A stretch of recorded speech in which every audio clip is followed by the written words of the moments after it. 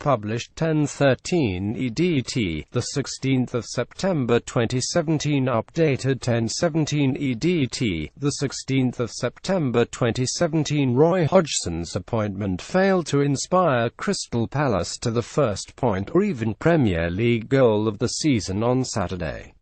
The former England manager, who replaced Frank De Boer earlier this week, began his reign as Eagles boss by overseeing a frustrating 10-home loss to Southampton. Sportsmails Kieran Gill was at Selhurst Park and has made 5 key points about Hodgsons Palace and what the 70-year-old appears to have changed. Roy Hodgson lost his first match as Crystal Palace manager 10 to Southampton on SaturdayTough. Ahead well, at least Christian Benteke didn't take any corners. We learned a few things about Hodgson here, but one thing he himself learned was that this will be no simple task.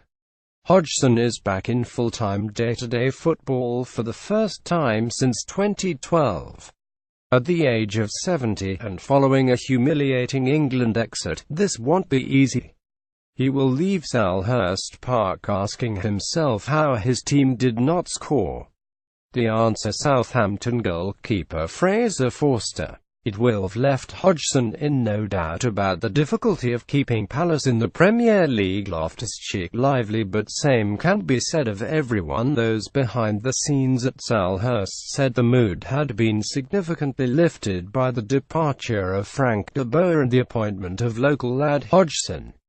So did they work their socks off for him here? Some did, others didn't. Hodgson handed Ruben Loftus-Cheek a start, and the 21-year-old Chelsea loanee was lively throughout. Joel Ward was among those who looked a liability here. Several times he was out of position, and Andros Townsend had to provide cover for him. Ruben Loftus-Cheek was lively, but not all of his Palace teammates worked their socks off. Possession not a priority. Crystal Palace were happy to let Southampton have possession, particularly in the first half.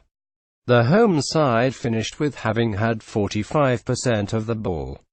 Under De Boer, Palace had the most possession in their other 2 home ties, a 20 loss to Swansea and a 30 loss to Huddersfield, so this was a change. With games against Manchester City, Manchester United and Chelsea to come in the next 4 fixtures, they best get used to not having the ball. That's why Hodgson has to drill into this lot the importance of keeping the shape. Hodgson was much happier to let the opposition have the ball than predecessor Frank De Boer. Positionally fluidity, but willing to go long. There was plenty of rotation from Hodgson. Sometimes Townsend was on the left wing, other times it was Jason Puncheon, and they finished the match with Bakary Sakho in the position. Balls across the box were frequent from Palace, and they should have scored from at least 2 of them. Unfortunately for Hodgson, the finishing from Benteke and co was off, while Forster was having one of those days. P.S. Hodgson appears to have told his team not to be afraid to boot it long if necessary. While De Boer wanted it passed out from the back at all costs, Palace often opted for a long ball.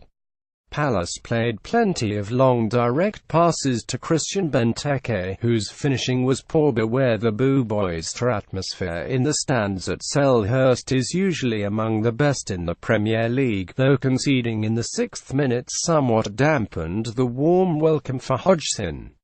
Hodgson, who stayed sat down for the majority of the match rather than patrolling his technical area, was applauded as he walked out of the tunnel.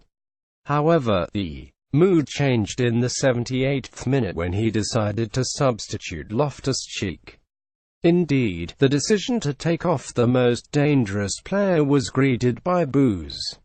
Hodgson has work to do to convince his new fan base he knows what he is doing. Hodgson was given a warm welcome before kick-off, but there were boos on 78 minutes.